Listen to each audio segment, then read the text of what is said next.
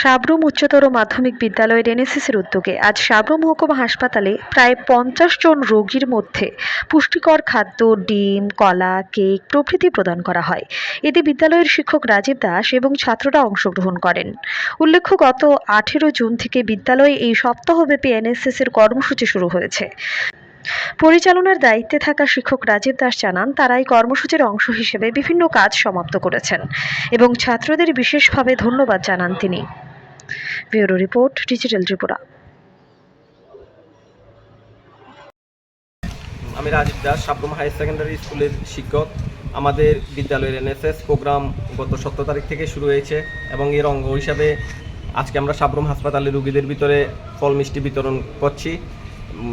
আমাদের যে এনএসএস প্রোগ্রামে আমরা কিছু সামাজিকমূলক কাজ ক্রিয়াকলাপ করেছি এবং আমাদের এনএসএস প্রোগ্রাম মোটামুটি সফলভাবেই সম্পন্ন হচ্ছে।